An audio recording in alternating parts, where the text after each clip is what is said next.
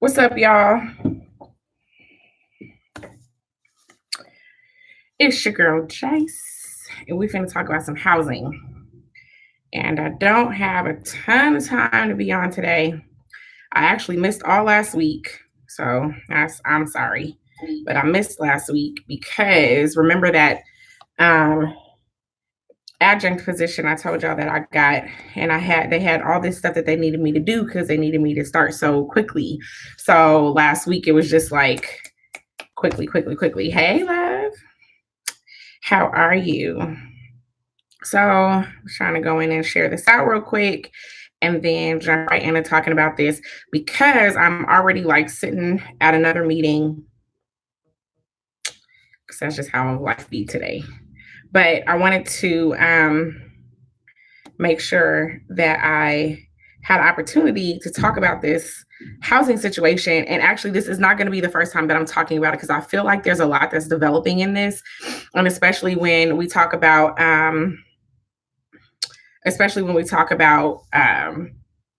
solutions for the masses versus solutions for individuals. And I think it's oftentimes where we can see like a win in one and think it's a win for all, and it's not quite a win for all, but we could be making headway. I don't know. We'll see. This story is still developing because there's stuff that just happened from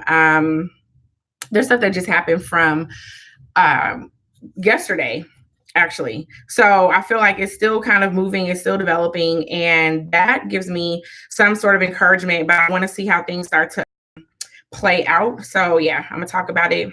Just give me a second, y'all. 1 second. But if you ain't here, what's up? Peace. So if you're in here, please like, please share. I know we're working on getting some things moving with our channel a little bit more because you already know I had taken a long sabbatical, just as I have been working on all type of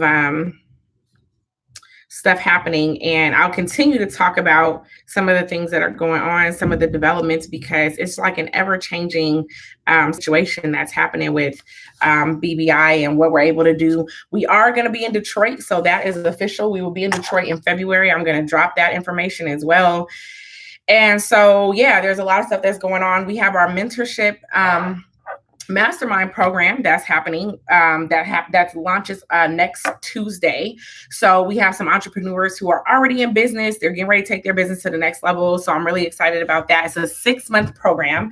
So that's happening. That starts next Tuesday. We also, if you're in the Denver area, we have our boot camp starting. So if you have wanted to start a business, but you haven't yet, or maybe you literally just started, but you like really haven't got anything going and you're still kind of confused about what that looks like. So that program starts March.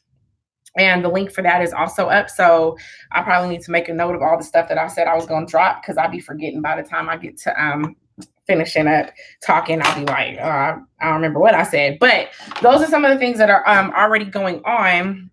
And then, of course, we launched out our navigation services. So for those, if you are just looking for some business advisory services, we have that. And that process is up now officially as well. So it's been a bunch of stuff that has been moving in the right direction. And I'm trying to think through how I want to do this address, y'all. I want to do this address. I want to talk to us about 2030. I know we just hit 2020 and it's like, what are we going to talk about in 10 years? But I want to acknowledge that the things that we're seeing right now, like when we start talking about gentrification and we start talking about all these things and trends and changes that are happening in education, that are happening in our housing, that are happening in industries, that are happening in with finances and things like that. Like these things have not happened overnight. They haven't just popped up. But often for our community, it feels like they just popped up, So the things that we begin to finally understand, it's like other communities have already they've already jumped on board. They've jumped in at ground level. And some of that is a lot of that, we already know a lot of that's systemic. But the other side of that is that some of that has a lot to do with like our risk tolerance and how much or how well we deal with risk. So, and like, we'll see something new and, we'll be one of the first ones to be like, oh, well, I need to see how that's going to pan out first.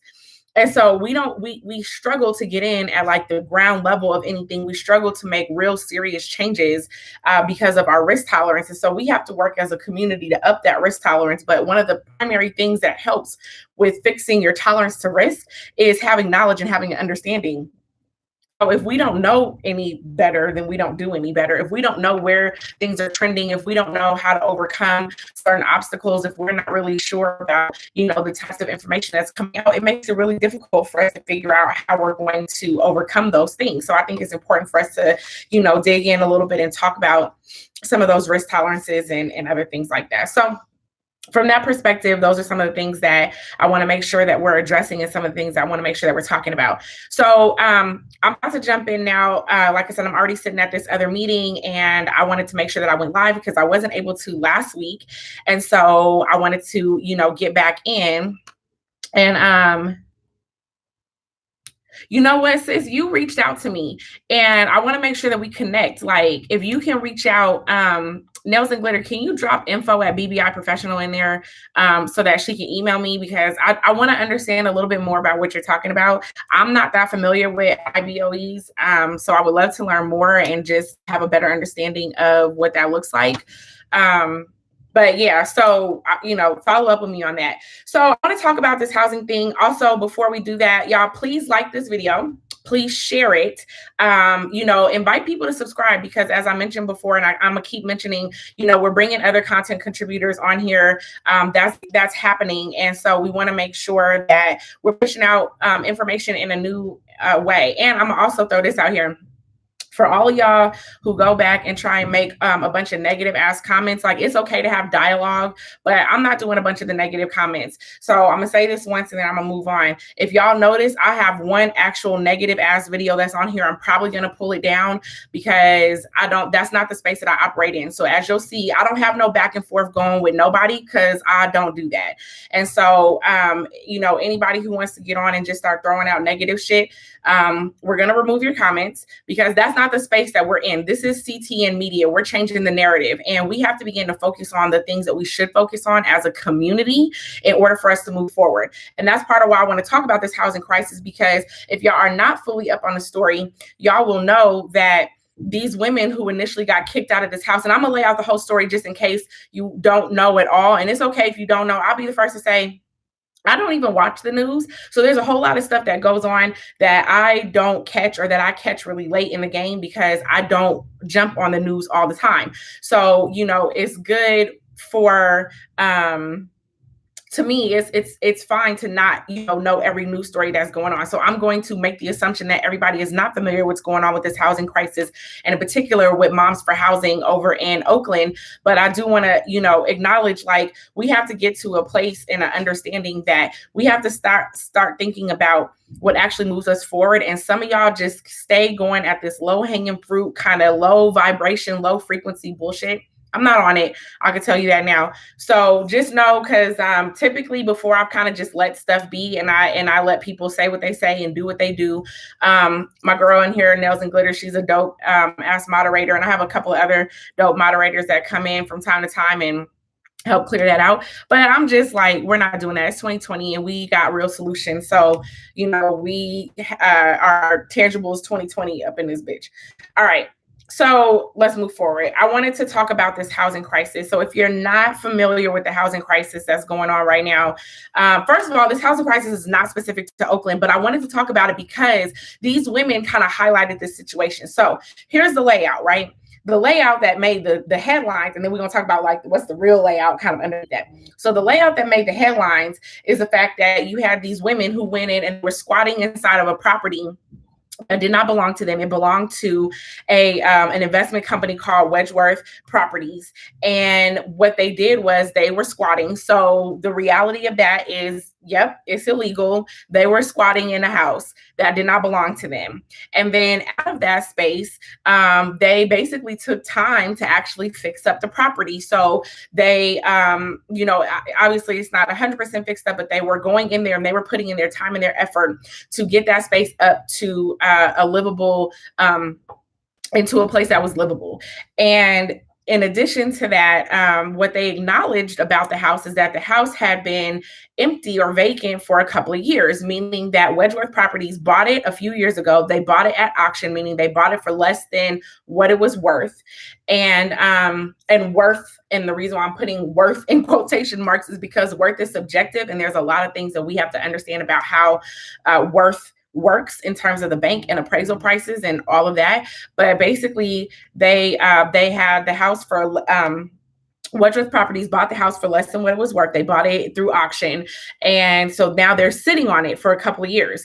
And so, oftentimes when people are sitting on properties, it is an issue of cash flow and development and time and project management, and all of those things have to go into getting something that's, up and ready to rent or ready to sell.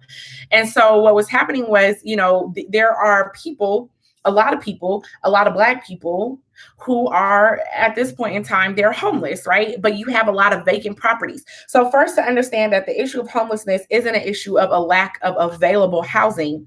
It's an issue of it being a commodity because it is owned by property owners, and property owners are making decisions oftentimes for profit that don't include necessarily worrying about the housing crisis. And so, first of all, I'm born and raised in Oakland. So when we talk about the housing in Oakland going up first of all, the housing in Oakland is at this point is fairly stable. It's not continuing to be on like this upward trajectory in terms of pricing. Housing has been at a fairly stable, and I'm gonna say fairly stable rate in Oakland, but that's not the case everywhere. Part of the reason for how I landed in Denver, like, what Black people come to Denver? I don't know. Black people who couldn't afford to move back to Oakland is how I got to Denver. So when I was leaving Atlanta, it was like, where do I want to go? I would have loved to go back home, but at the time, as a single mom, I had just gotten out of the military. I was building a business at that time. And if y'all know any part of my story, I'm a serial entrepreneur. I started many businesses, and so I was starting a business. I was getting my degree. I was a single mom. I was rebuilding life. And I came here to Denver because Denver was a moderate cost of living in comparison to, California. So it was definitely a little bit more expensive than Atlanta, but it really wasn't that much more expensive. Like, I think when I was in Atlanta, I had a 2-bedroom apartment for about $700 a month.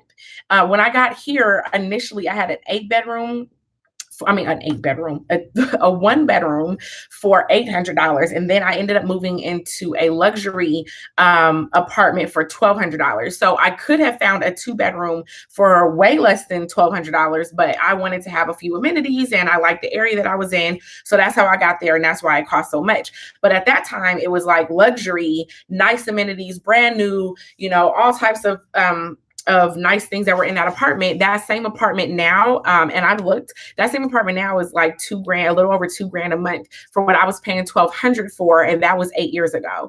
And so there are places where the rents are skyrocketing. Even the property that I have in Detroit, when I first bought the property, people were renting it for about $400. Now my rents are about $750. They're getting ready to hike up to about $800. So I wanted to talk about this too, because I want to talk about two different ways to look at investments and to look at housing, and to also address some of the quite frankly, the dumbass comments that I saw when I was, doing some research on what was actually going on and how people were viewing this situation. So these women went and squatted in a house. So when you're squatting in a house, basically that means that you are in a house that is not currently being occupied and you have essentially taken it over. Now, it's not unheard of for people to squat in houses that people have gone on vacation in. That's not unheard of. But honestly, that's not the norm where people are squatting in houses. People are squatting in boarded up houses that are essentially either abandoned or that are not being utilized. They're vacant, and they've been vacant for a long time. So when you have a housing market where people are actively moving in and moving out, you're not going to find a whole lot of squatters because houses are not really staying on the market. So what's happened in Oakland, for example, is that you have people such as these, speculators, basically people who don't live in the community. First of all, they're companies usually. And I want to clarify that because I'm a speculator. I'm a speculator investor because I invest in a place where I don't live, right? So I have a property. I have a property in Detroit. I don't live in Detroit. I'm not from Detroit. So I'm invested in the Black community in Detroit because I'm invested in Black people, not because I have family in Detroit or any strong ties to Detroit or any of that. So for all intents and purposes, I'm considered a speculative investor. And what's even worse is like just recently on BBI, I put out an article that was talking about how all these homes are being purchased by speculators over in Detroit. And the way I saw it as an investor, I jumped in and was like, oh, there's still a lot of opportunity out here, guys, right? And I think about it from like the individual investor standpoint. So I had some cash. How did I get my cash? I got my cash by selling a house. So I bought a house as a occupant. So I lived in my house. I then sold my house. My house value went up. So I had cash. And so first you'll know that when you have a home that you live in and you sell it, like you still can get so there's only a window of time in which you don't get taxed on that. Now, for me, I was in that window of time initially. But one of the things that happened was when I knew that the housing costs were going up and I knew that I was going to have equity in that house, I was trying to sell it. I mean, I was trying to refinance it and pull out equity. I ended up renting out the house. So like, again, I don't want to get too deep into like the rental laws, especially because they change from state to state. They're not all the same. But ultimately, there's a small window of time in which you can sell your primary residence and not get capital gains tax on it or taxed on it. So I'll come back to that. So in that sense, what ended up happening was I took some dollars and I invested it. Now, I didn't have to invest it. I wouldn't have gotten taxed, but there are a lot of people that could be in a position where if you sell your house, you could get taxed. And the way you avoid that taxes is by investing in other properties. So understand, like when companies are doing stuff, and this is why I keep talking about policy. The policies are what support these type of companies that are doing these things that are driving up our costs. You have an individual investor like me. I'm a small investor. I am not driving up the cost of housing like a company like Wedgeworth Properties is. Wedgeworth Properties has, over the last 9 years, basically over the last decade, they have flipped about 160 homes in Oakland. So they are going in and they're buying up property under auction. 9 times out of 10, a property makes it to auction through tax liens or foreclosure. So if it's a tax lien, well, let me not even get into that. That's a whole, I would be going down a rabbit hole. But the property is there and it's at a very cheap rate, right? So for example, if they bought it at $500,000, their plan is to probably dump about $30,000 or $40,000 into it and then sell it for $700,000, $750,000, something around there, which is what the average home in Oakland is supposedly going for. And I'm gonna say supposedly because if y'all know me, again, I like to check facts.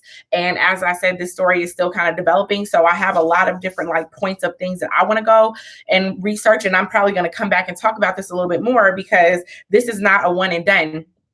So spoiler alert, if you don't know, the women got evicted and they got back into the house. But, you know, this is not a one and done type of situation. This is an ongoing situation. My girl, Jade Arendelle with Fly Nubian Queen was over there showing some stuff that was going on in DC. So you have a whole bunch of folks that are homeless in DC sitting right outside this office where I'm at, all up and down Welton and all up and down, you know, the downtown Denver area. There are homeless people that are all out here. We see that it's happening over in Oakland. We know it's happening over in Detroit.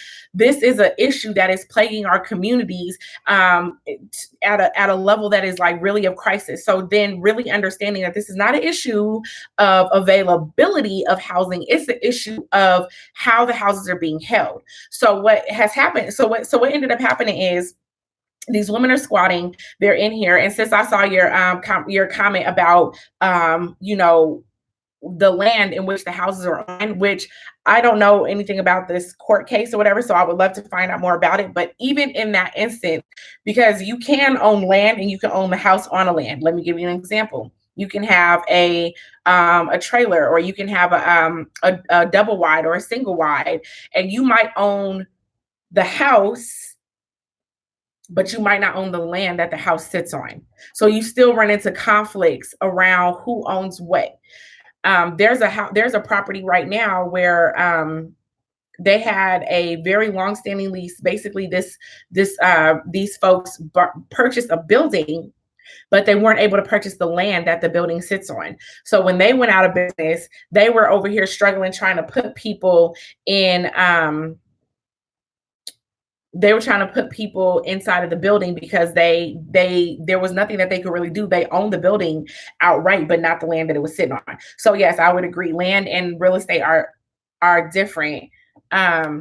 But so it's still, so the conversation still applies to where they were squatting, right? They're squatting inside the house, despite who owns the land. And again, I don't know I don't know on this particular case the details to get into all of that. But what I know is that they were in a house. They did not own the house. Wedgeworth Properties owned the house. Wedgeworth Properties is an investment company that purchased the house. They were squatting illegally. I don't want to take away from that, but I want to talk about why they're squatting illegally. They're out on the streets. Now, I want to talk about a little bit of like some level of personal accountability is also, and I started talking a little bit about our risk tolerance, and I want to talk about that. So Ancient History Hunter said that they would not have qualified with single incomes, and Combine could help a lot of the homeless. So, okay. I'm gonna try and pull together some points because this whole subject has got me like kind of up arms a little bit, and I want to address a few things, but I just don't have a lot of time tonight, so I want to like kind of go through some of these things. But basically, so okay, I'm gonna hit you up, sis, for sure. So, here's the point that I want to make. First of all, some of the statistics that were thrown out there were like detrimental, right? So, Oakland has 28% Black population, right? So basically, we're roughly a third of the population, and yet we're 70% of the homeless population. So when we talk about who this homelessness is affecting, it's affecting the Black community. And this is why I talk about how there isn't a silver bullet to the bullshit. Like, it's so multifaceted. You got black folks who are graduating and going to college at record rates, who are opening up businesses at record rates. And we're not addressing the fact that we still have credit gaps, we still have wealth gaps, we still have all these vices. There are still wage gaps that exist. So we keep trying to live this dream, like the American dream, and it's not accurate. It doesn't fucking fit us. And it frustrates me when I start to hear all these things that people are talking about. So not just in Oakland, but in a lot of places, people are working 2 and 3 and 4 jobs. This is why I want to have that conversation about 2030, because where are the trends headed in our community that we need to start affecting change in? As we're talking about, this is why I appreciate the conversation around reparations, but more importantly, I appreciate the conversation around a Black agenda, specifically relating to the election process, because we have to understand that there are legislative pieces that we really need to be advocating for that are going to make actual changes and effects. So they're here, they're squatting in this house, they fix up the house, they do all of this. Wedgeworth Properties basically decides that they're going to go in and they're going to evict them.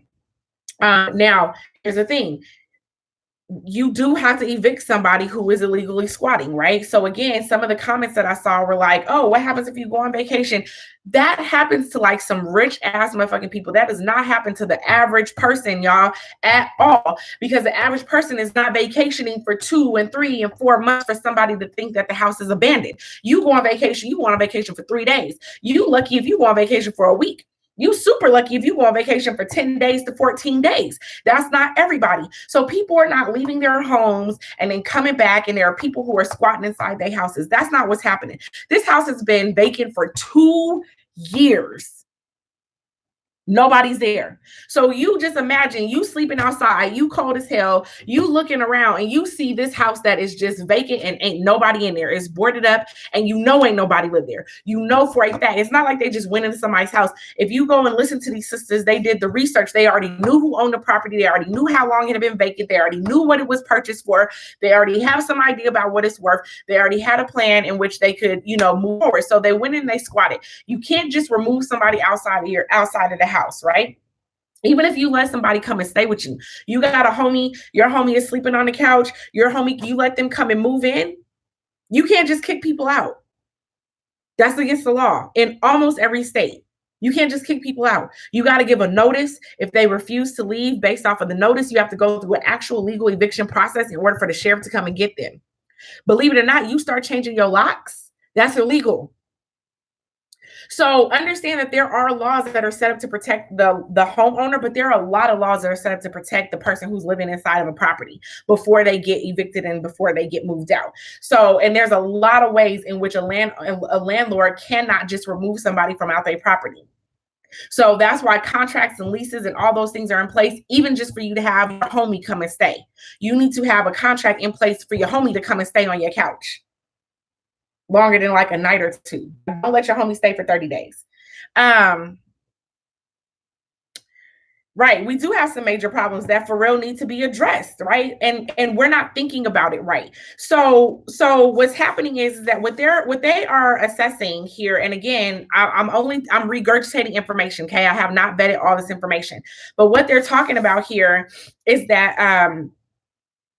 there are 96% of the houses that are being purchased by speculators. So what that means is they're not being purchased by people or residents that live in that city. They are being purchased by people who are outside. They are speculators, meaning I'm looking in at a market that I think I can capitalize on. So when we start looking at what it looks like for investment, people started attacking the individual investment owner, like people like me. We're the ones we're not driving up houses. Not to say that I don't aspire at some point to have like a huge ass portfolio. My portfolio is not that big, right? They flipped 160 houses in a year. My 5-year goals is to get to 30 in my portfolio. I'm not close to that yet. So it's just like thinking about what that looks like. You have people who are not vested in the community at all. You got rich ass white people who live in a whole nother state or a whole nother city or a whole nother place, and they are purchasing and affecting the market in an area that is keeping the Black population specifically outside of housing. And so they're doing this because, one, when you have bought up stuff, so like if there's no houses for rent, so that house was not for rent. Why? It was vacant. It was not fixed up. It wasn't move-in ready. They hadn't put any money into it. It was just sitting there. When you're holding onto houses and you're not actively renting them out, that lessens the amount of available housing, which drives the cost up. We all know supply and demand. If it is high supply, low demand, it's going to be more expensive. If it's high supply, if it's a high supply and high demand, is going to, kind of even out. If it's low supply and high demand, Lord have mercy, I'm mixing up what I'm trying to say. What I'm saying is when there is a low supply of housing and a high demand for housing, it drives the cost of housing up. Somebody can just type in what supply and demand means, because I fumbled that all up. But low availability of houses and a lot of people needing houses drive the housing cost up, because now I can play around with my numbers. Maybe I wanted to rent the house for $500, but I got 10 people who want to buy the house. So now I'm going to give it to the highest bidder. Maybe you can only afford $500, but you got other people who can afford, $750. So now the house is $750. My other investor friend, they're trying to figure out what are rents going for in this area. Well, I see that person just rented for $750. Boom. Now your rents are not $500. Now your rents are at $750. So now I'm not even considering you if you at $750. But now we got 10 new takers at $750. And now somebody offers me $900. Well, boom, now we at $900. Now the people who can only afford $500 is priced completely out the market. They can't afford nothing. And the only thing that's driving it up is the fact that there's not a lot of houses and there's a lot of people who need housing. And so now it's who can afford it. Well, Black folks can't afford it for all types of reasons. You can't afford it. Your credit's fucked up. You can't get in it. You don't have no deposit money, right? And so they started talking about this housing wage. So the housing wage in Oakland is $40, which would mean even if you were in a 2-person household, both people would have to be making $20 an hour in order to afford housing.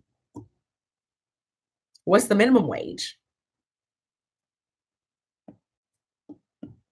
What's the minimum wage? I don't know California's minimum wage. I don't know if they moved it up to, the $15 an hour. But even then, when people started talking about livable wages and they started talking about having that housing or whatever, having minimum wages being raised to a livable wage, they were talking about $15 an hour. I can assure you in California, if you make $15 an hour, you are starving. You're homeless.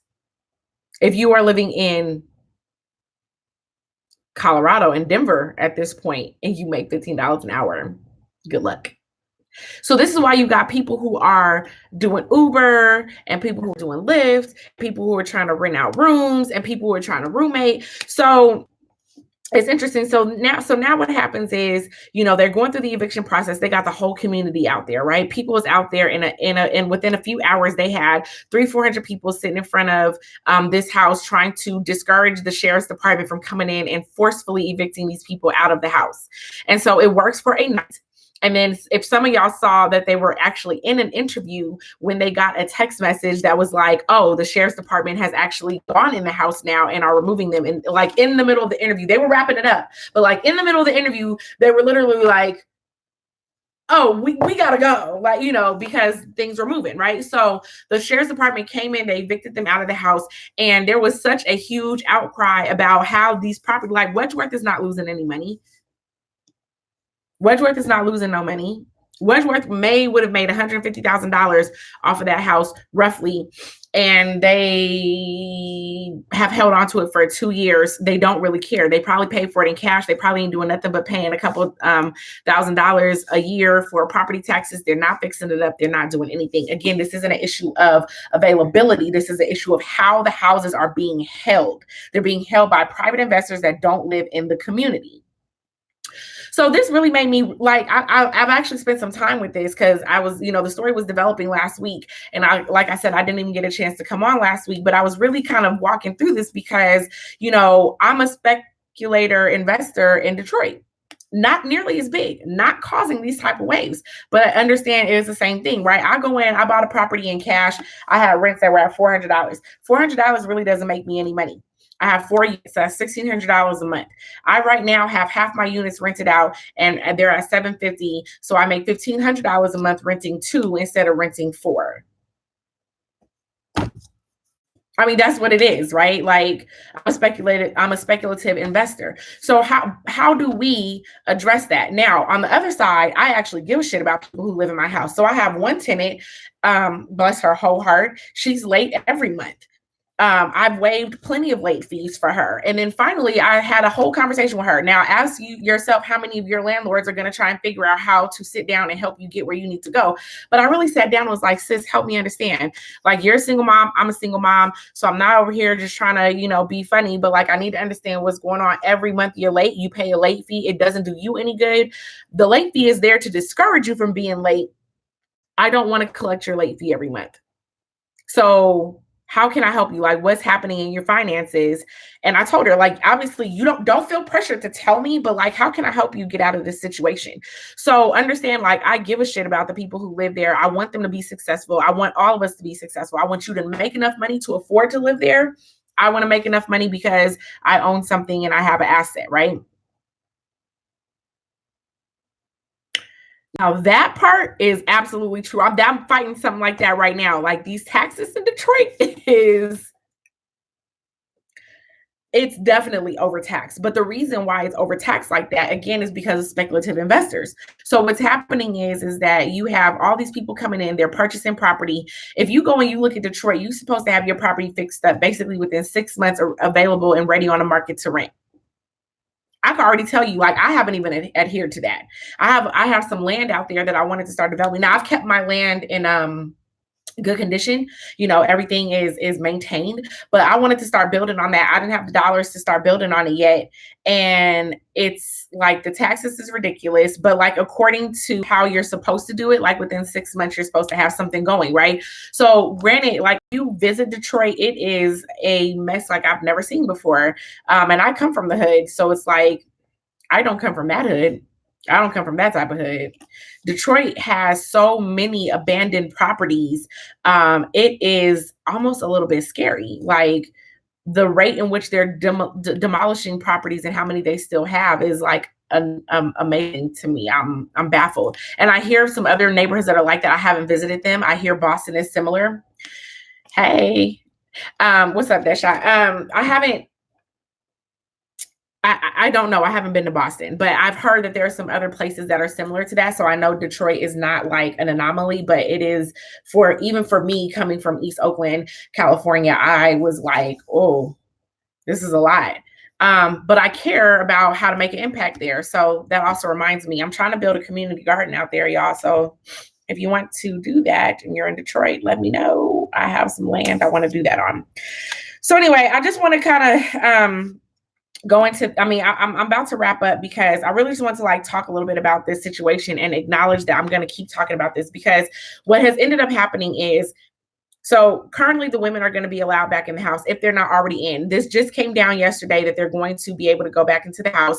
They're going to be able to basically either buy the house or live in the house. And that's the part that's still a little bit fuzzy to me. But the way that they're going to do this is Wedgeworth Properties is going to sell the house to the land trust. They have come to this agreement. They're going to sell the house to the land trust and the land trust is going to keep the housing affordable. So they're going to sell it for what it is worth and not for the top dollar that they can get it at.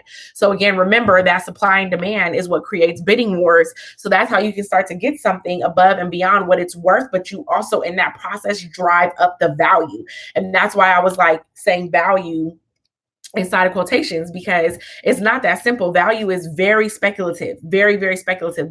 Value is essentially what someone is willing to pay for it. And as soon as somebody comes in and they pay a higher price, they drive up the value because now there are for that price all around. So I did that when I had bought one of my houses out here in Colorado. My house for like 6 months was the most expensive house on the block. But when I did that, it started driving up the prices of the other houses because people were pointing to this one house that sold and drove up the price, right? And this was 8 years ago. So I didn't know then what I knew now. Like if I knew then what I knew now, I wouldn't have bought my house for that price. But I didn't know that, right? So it was through my own learning process that I realized, and it was actually like somebody came up to me and said it. They were like, "Thank you," because now we're trying to sell our house, and your house just increased the price of our house. And I was like, "Oh, how does that work?" So I started doing a little bit of research and understanding like how people begin to get these comparables and how you can drive up the price based off the value. It was valuable to me because I wanted a house, I liked the house, and I qualified for it. So I went and got the house, right? Not had I valued at $10,000 or $20,000 less, like it's speculative what value looks like. And we also know that there's a lot of discrimination inside the appraisal process. And so when we start thinking about policy, like the appraisal process is a place of a lot of discrimination. That's where I talk about when they talk about gentrification and they say, oh, well, if Black folks would just held on, we would have had, I'd be like, that's bullshit. Because as soon as your Black ass moved in there, the value dropped. That's a speculative process. So when you send appraisers out to go and look at housing and you look at how many white folks is in a neighborhood and you see there's a Black person in the neighborhood and that drops your home value, that's speculative. That's speculative. There's not a way in which we actually gauge values or prices on home other than supply and demand. And so what they're really saying is that the supply in this neighborhood is getting ready to go down because you have a Black person in here. And so therefore the housing isn't going to be worth as much because people are not going to be wanting to buy here. Right? So, all right, sis, I'm getting ready to run too. But yes, I look forward to talking to you because I see you've been dropping a lot of stuff in here and it's a lot of things that I'm not that familiar with. I do know about the 30 days of consecutive residency, and that's in a lot of places, not just in California. But that's kind of my point of where I don't want to dig too deep in like individual laws because state by state is different. I know something about California because I was there. I know something about Denver because I'm here. I know something about Detroit because I invest there. I know something about Atlanta because I live there. There's a lot of other places that I don't know that much about, and then I don't want to give out misinformation. But what I will say is that a lot of housing laws are similar, but they're just not all the same. And you really have to dig into what the laws are in your state. So guess how we have to go back to having her white that part. I mean, sometimes it is like that, if they really want to be allies, they could be a front man, right? But So there's some things that are happening. So one, this land trust, and then somebody else mentioned, I can't remember who mentioned a little earlier in the chat, just talking a little bit about the cooperative housing, which is really necessary. Like, we do need to think cooperatively. And I'll be honest, Black folks is the ones that really don't talk about that. Like, we talk shit about Mexicans for all being in the same house together. I don't even think that we know when a lot of the Asian folks come over here, how many of them are like inside of one house. Same thing, like immigrants get it because they're coming over oftentimes in not the best circumstances. And, you know, one of the things that I talk about is the way that we deal with each other. You know, I can't even tell you how many people are like, I can't live with nobody. Wait, what? Like, okay, well, I guess you're not hurting. And I think it's like that. It's like sometimes we have to get to a place where we're so hurt that we begin to like realize our own foolishness. I talked before, I don't remember if it was on one of these live videos or if it was just through the podcast, but I've spoken before about how I've had roommate after roommate after roommate after roommate. Matter of fact, I just got rid of a roommate. And this is the first time in a long time. Well, actually, I take that back. For a minute, I lived in a 1-bedroom apartment before I had my daughter. No, when I had my daughter. So like 3 years. Actually, yeah. So before I moved into the current house that I'm in, I was living by myself. I did that for 11 months. But prior to that, roommates. For the last couple of years, I've had a roommate. Now I'm back without a roommate. I don't think I want a roommate right now. But I've worked to get there. Like part of the reason why I took the adjunct position is because I had a roommate income that dropped out and I needed to replace it immediately. So I took an adjunct position. Right. So it's like thinking about what people are willing to do and not willing to do. And Black folks got a whole lot of what we ain't willing to do, despite. So one of the things that bothered me in the interview is this one woman, she was talking about another sister. And she said, well, this woman has been homeless for 6 years. Now, there is a lot of mental illnesses that can be addressed with homelessness. And like there's a lot of stuff that we can address when it comes to homelessness. But I can assure you that people should not be homeless for 6 years. And I'm not going to say that housing should be affordable. So like, let's put that there. Housing should be affordable. But I have a problem if you are of a presence of mind. So I want to remove everyone who has a severe mental issue or a drug issue or something that makes them unhousable to a certain extent. You know, they can't pay bills or they legitimately have like they need assistance in living. I like honestly, like if you just have like a severe drug problem, like you can't stay with me, right? You definitely can't stay with me and my kids. So like there are levels to that. But if you are of the presence of mind, I'm not going to hear it. I'm not going to hear it. If you have the presence of mind, why haven't you linked up with somebody else for you to be in a roommate situation? If apartments is $2,500, why aren't we linking with 2 or 3 people who can put together $2,500? Why aren't we renting out basements? Why aren't we renting out studios? Why aren't we moving out the Bay Area? You know what would change the cost of housing in the Bay Area in particular is that people had a mass exodus about the Bay Area. Leave. Why would you be anywhere for 6 years that you just can't hack it? There are places that are so much less expensive to live. I can't remember, like, I'll be talking to so many different places, y'all, like my podcast, an interview, live, teaching, just regular teaching. Like, so I really don't remember where I said it. So in the spirit of potentially sounding redundant, like I talked about that when I decided that I was not going back to corporate America, I had some decisions. And so it was like, you know, that the cost of housing in Colorado is going up. You don't want to go back to corporate America. That's not where you want to be. So what are you going to do? What happens if you can't hack it? What happens if you can't make it? I have some assets I can sell. I don't want to sell my assets. What's my next option? I have some places I can go. I don't want to live in Detroit. I got some super dope ass people out there that I've met and connected with, and I'm going to see y'all soon. That's not where I want to live. That's not where I'm from. I don't have that type of connection to Detroit. So it's like, okay, well, you could go to Houston. I got all type of family. You can go to Atlanta. I got family. Hell, I could go back to Oakland. I got family. I don't want to live with family. That's not what I want to do. But I would, because I made a decision about how I want my life to be.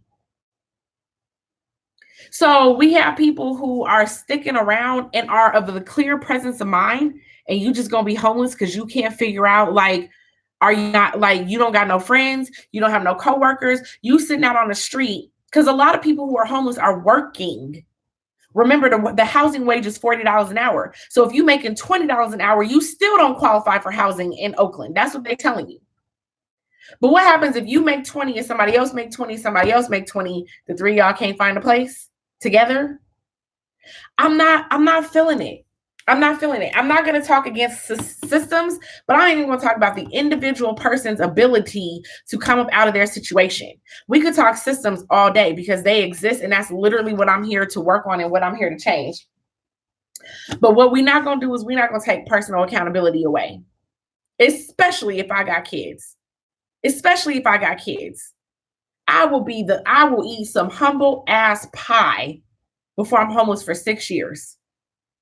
I don't care what they're talking about. So anyway, let me wrap this up. So these women are back in the house, but it's not all of them. And they're vowing that they're going to continue to work on this. And I'm going to keep up with this because there's some other points and like things that we could do. So cooperative housing is one of them. This land trust thing is another like big thing that's happening in a lot of places. And it is an option to remove it out of corporations' hands. We need to look at legislation that stops big time speculators from coming in or put a cap on speculators. And I say that as a speculator. Like Wedgeworth Properties, like, and me in speculation is like this, right? So we need to be able to put a cap on some of those things. And that has to be through legislation. That has to be through policy. Cities and counties and states need to be able to curb how many properties a speculative company can come in and buy. I don't think that there's not ways to get around that because it's so easy to throw up a company. It's so inexpensive to create a company, but we have to be able to look at how that's happening, tie those pieces back together and begin to create policy. So I feel like there's a lot of things that we could be doing that are solutions because this is a thing that is affecting so many of us. I don't fully know the housing market in Atlanta. But I know, like I said, my girl Jade, and I talked to her about maybe coming on and doing a live with me, but my girl Jade talked about this. Like she was out there physically filming some stuff that was going on in DC. We know what's happening in Denver. We know what's happening in Detroit. We know what's happening in Boston. We know what's happening in Chicago. We know what's happening in Oakland, and it's happening to us. 30% of the Oakland population and 70% of the homeless population get out of here. So we got to start, like, we have to change the policy, but we also have to start thinking about what types of solutions we need to do for us and have a little bit of a higher risk. It's a risk to leave your hometown. I left Oakland 18 years ago. Not because I don't love Oakland. I took a risk. I left. I didn't know how that was going to end. I didn't know where I was going to land. When I left Atlanta, and I can't remember if I've been through my story, but I'll talk one day about some of my, some of the key points of my story. But I lived in Atlanta for 5 years in a messed up ass situation. And I have, some family and all of that. But at the end of the day, what I did, as soon as I was a little bit on my feet, I left because that wasn't the place for me. That was a risk tolerance. I moved to Colorado out of a magazine, literally picked Colorado out of a magazine, flipped a coin for it, matter of fact, between here or Albuquerque, New Mexico. How do we as a community increase our tolerance to risk so that we can begin to really take on and do the things that we need to do? Because even when we don't, we end up at the bottom. So it's like, do you want to end up at the bottom because you know that's where you're going to end up, or do you want to take some risk and hope that we can do something that will begin to propel us forward? And I think as a collective, we've got to really start digging in and doing some things that are going to, really help move us forward. So I am going to have to hop off, y'all, because I told y'all I was at this meeting. And then I stayed on longer than I was supposed to. So anyway, I'm getting ready to hop off, but I'm gonna come back on. I'm not gonna talk about this on Thursday. I have a whole nother thing I want to talk about on Thursday, but I'm gonna come back to this because, as I mentioned, I have a lot of things that I want to understand. And now that is developed into them getting house, I want to really look into what they've agreed to, because supposedly the city of Oakland is saying that Wedgeworth Properties has made some sort of agreement with the land trust. So this may not be just a win for those moms. This may be a bigger win in general for Oakland, but I still haven't heard any policy. I've heard of a private agreement to address a speculator in Oakland. I haven't heard of a policy that's going to come down that's going to really curb this type of a situation.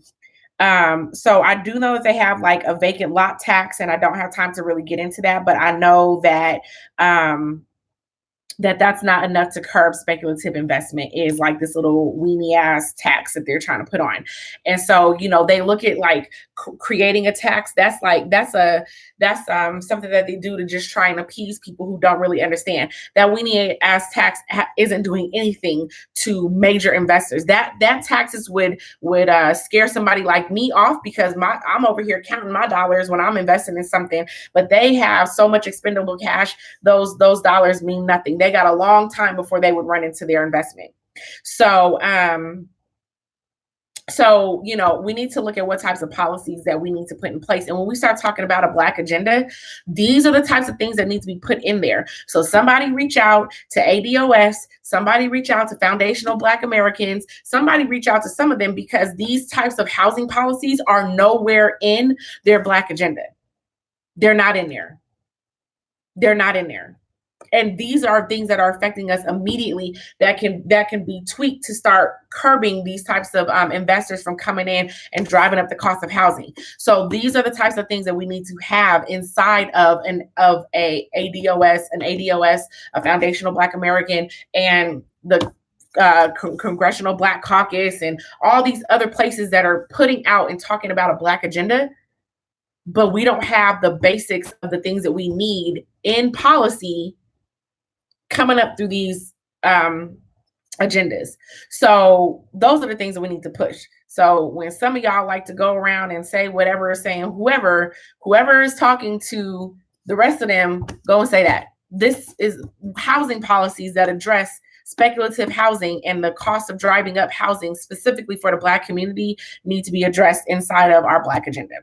All right, y'all, I got to jump off, and I will talk to y'all on Thursday. Peace.